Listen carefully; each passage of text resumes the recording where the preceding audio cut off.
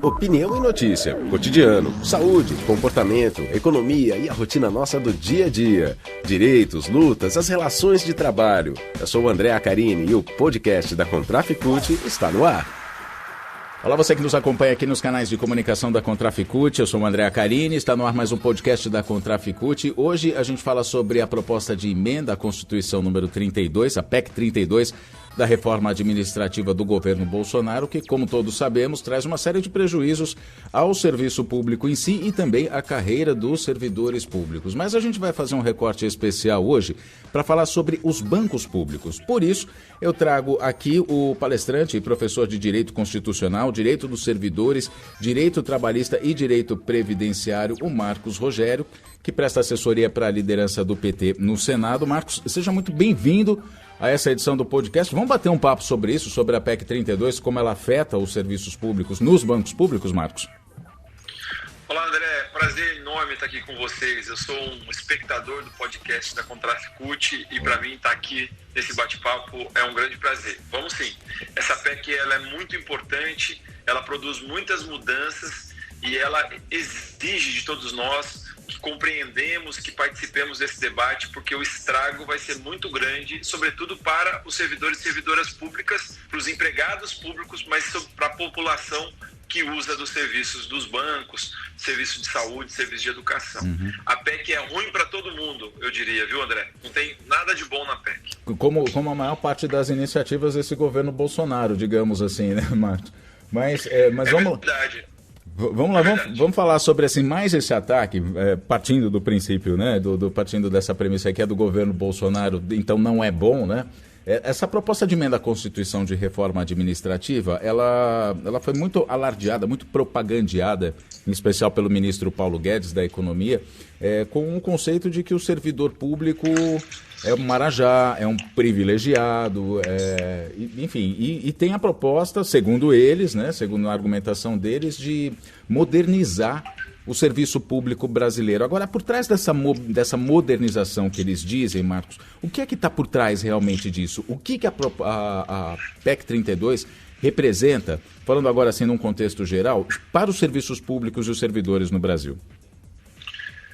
Basicamente, perda de direitos.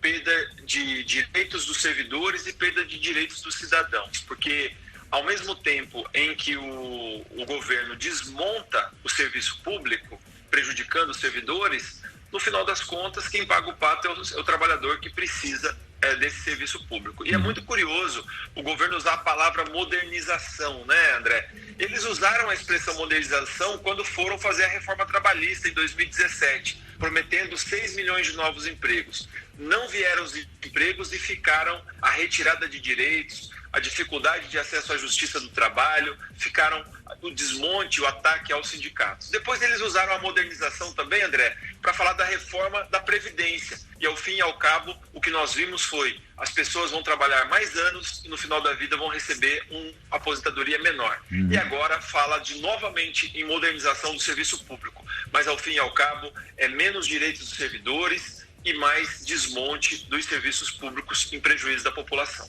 E aí a gente está falando sobre serviços básicos, né? Que a população, em especial a população mais pobre, hoje a grande maioria dos brasileiros, precisa, como saúde, como educação, além dos serviços que são prestados, por exemplo, pelos bancos públicos, né?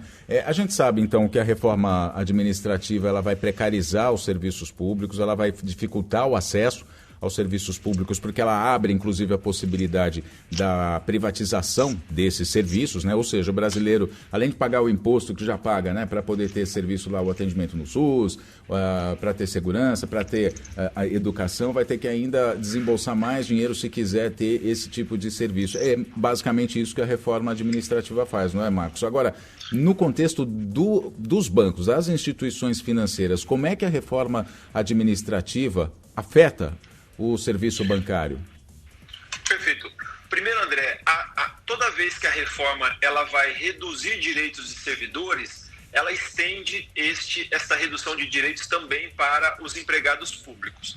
Então, a reforma ataca uma série de direitos ligados à promoção, ligados a vida funcional dos empregados públicos. Mas ela tem, além das maldades gerais, ela tem maldades específicas para os empregados públicos. Por exemplo, ela impede a negociação coletiva do setor bancário público toda vez que se tratar de estabilidade no emprego ou medida de proteção contra decisões arbitrárias dos bancos. Ela estabelece, por exemplo, a regra geral, né, ela estende também para os servidores, para os empregados públicos dos bancos, a aposentadoria compulsória aos 75 anos. Ela impede, por exemplo, que se pague aos empregados do banco qualquer parcela que não seja fruto de lei, né? Preciso ter lei para garantir determinadas parcelas remuneratórias. Uhum. Enfim, ela transforma uma série de questões que hoje os empregados públicos dos bancos têm direito em extintos direitos. Mas o ataque principal mesmo, você já matou a charada. E a própria Juvândia e outras lideranças da Contraf têm denunciado. A PEC aponta para privatização do setor público, seja os serviços públicos diretamente prestados pelo governo por meio de escolas e hospitais, e aí a PEC trabalha com o conceito de convênios, né? Ela estimula o uso de convênios. Por meio desses convênios, a gestão privada dos órgãos públicos passará a ser feita pela iniciativa privada, e nessa gestão privada a iniciativa não precisará fazer concurso público, poderá fazer uma contratação direta sem respeitar nenhum concurso. Mas no caso dos bancos, ela aponta para a privatização do próprio banco público. E essa medida, a PEC 32, a reforma administrativa, ela não é sozinha, ela está articulada com um outro pacote de agendas que envolve a privatização dos Correios, que envolve a privatização da Eletrobras, que além da privatização dos bancos públicos, envolve a privatização de diversas outras empresas, inclusive algumas estratégicas que nós temos no Brasil. Então, de fato, é um ataque completo, privatizando os bancos e as empresas públicas, privatizando de forma indireta os serviços públicos por meio dos convênios, dessa terceirização da gestão. Então, é realmente bastante preocupante, André. E aí, quando a gente fala, a gente sempre comenta aqui no podcast, Marcos, mas vale a pena a gente relembrar, né? Precisa manter sempre isso vivo na memória das pessoas, é que banco público privatizado significa falta de acesso ou não ter a população não ter acesso a serviços bancários. E quando a gente fala em serviços bancários, não é somente ter a conta lá que você pode movimentar, passar teu cartão quando você vai fazer compra, não. É muito mais do que isso, é um universo muito maior do que isso, que consiste, inclusive, por exemplo, a gente viu na pandemia, o papel da Caixa Econômica Federal no auxílio emergencial. Foi a Caixa Econômica Federal e os trabalhadores concursados, os servidores públicos da Caixa Econômica Federal, que possibilitaram que 60 e tantos milhões, ou quase 70 milhões, 69 milhões de brasileiros pudessem ter acesso justamente a esse auxílio emergencial para poder sobreviver durante a pandemia, não é? E isso na mão da iniciativa privada, como a gente sabe, tudo que vai para a iniciativa privada tem que ter um lucro, tem que ter um porquê por trás, e vai ser uma falta de acesso mesmo da população a esses serviços públicos essenciais, não é, Márcio? Exato. As pessoas às vezes ouvem o governo falar em privatizar e o governo parte de uma premissa de que o privado é bom e o Estado é ruim. No setor privado, André, existem escolas excelentes, escolas privadas excelentes, e existem escolas públicas também excelentes. Mas no setor privado também existem escolas muito ruins. Quando se privatiza, as pessoas terão que pagar pelo serviço. Uhum. E quem tem dinheiro vai pagar por um serviço que é bom. Mas o povo mesmo, as pessoas que mais precisam, certamente não vai ter dinheiro para pagar uma boa educação, uma boa saúde. É o mesmo raciocínio se vale para os bancos públicos. Ora, se com dois bancos públicos poderosos, como o Banco do Brasil, a Caixa, com vários bancos públicos regionais também muito fortes, nós ainda vivemos a maior taxa de juros do planeta, imagina se isso fosse tudo banco privado. Então, banco privado requer lucro, e este lucro, muitas vezes, não pode sair do coro do povo mais pobre, do povo trabalhador. Então, será um enorme desserviço ao país, será a destruição mesmo do nosso país se a Caixa for privatizada, se o Banco do Brasil for privatizado.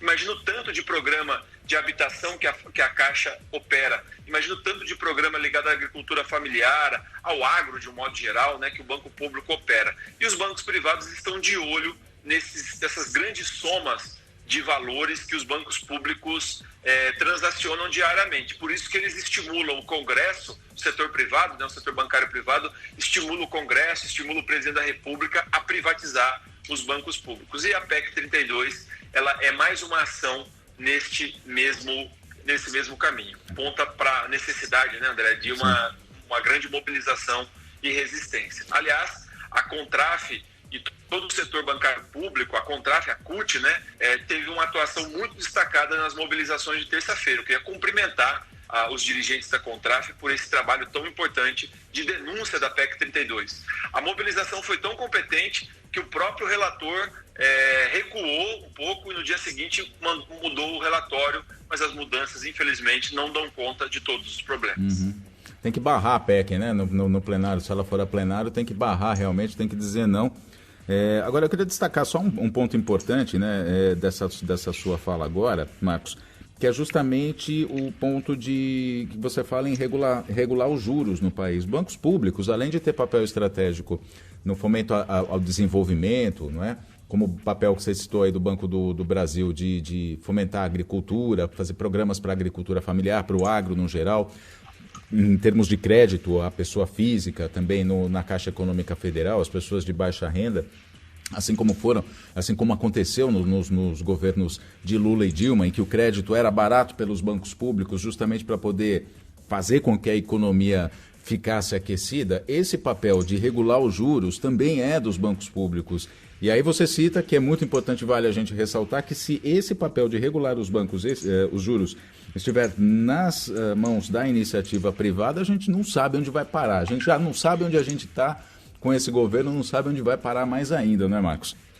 Com certeza. Essa é realmente a grande preocupação do nosso Brasil. O Brasil precisa, nós estamos vivendo uma crise econômica muito, muito forte. Toda vez que ocorre crise, o setor privado guarda o seu dinheiro, não investe, não aposta em cenários de risco. É exatamente neste momento que o setor público tem que investir, tem que fazer com que o dinheiro circule na economia. E os bancos públicos são fundamentais para que os recursos públicos sejam injetados na economia, seja através de programa de financiamento da micro e pequena empresa, seja através de programas de financiamento habitacional, seja através de programas de financiamento de veículo, de compra de eletroeletrônicos, agricultura familiar, reforma agrária, enfim, os bancos públicos têm um papel fundamental. E é por isso que é necessário, como você bem disse, rejeitar a PEC 32. Eles armaram uma situação, André, para votar a PEC na próxima terça-feira. Votaria na terça, na comissão especial, e já subiria para o plenário para votação na quarta no plenário. Então é muito importante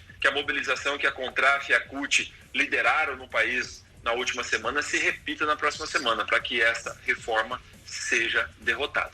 Como uma dirigente da CUT afirmava na transmissão do ato na terça-feira, né? O local onde foi feito o ato em Brasília, só para se situar, fica no anexo 2 ali, né? A mobilização chegou, o ato principal foi realizado ali na parte de fora do anexo 2, que é justamente um local onde a comissão especial que analisava essa PEC 32... É justamente onde a comissão estava. Então, assim, era para fazer barulho mesmo e eles ouviam, eles estavam tendo noção do tamanho da pressão que as entidades, em nome da sociedade brasileira, fazia contra a PEC 32. Então, como o Marcos diz, é muito importante que essa mobilização continue na semana que vem. Agora, eu queria te perguntar mais uma coisa, Rogério, que é o seguinte, costuma-se dizer muito que abrindo ou flexibilizando, vamos dizer, a relação de trabalho com o servidor público, eliminando o concurso, colocando em risco a carreira do servidor, servidores podem ser contratados sem concurso público, e aí tem aquele conceito de que o servidor público, ele trabalha, na verdade, para a sociedade. A gente cita sempre o caso do servidor público do Ministério da Saúde, que viu irregularidades na compra de vacinas, e a primeira coisa que fez foi denunciar, não é? Porque ele é um servidor público e tem estabilidade. Caso não fosse, se não tiver estabilidade, o funcionário fica refém do governo, da gestão em si, com medo, obviamente, de perder o emprego, ou mesmo sendo contratado até já com algum interesse escuso. Isso é verdade? Isso acontece nos bancos? Vai acontecer nos bancos públicos também, caso a PEC 32 seja aprovada, Marcos? Esse é o objetivo estratégico do governo. A lógica central é você reduzir os vínculos, que são vínculos permanentes, em que o servidor e a servidora ingressam por concurso público e adquirem estabilidade, e é essa estabilidade que dá autonomia e liberdade para o servidor fazer aquilo que é preciso fazer, inclusive denunciar os maus feitos, e ele substitui este modelo por um modelo de contratação. Na contratação temporária, André, não tem concurso público, tem um processo seletivo simplificado.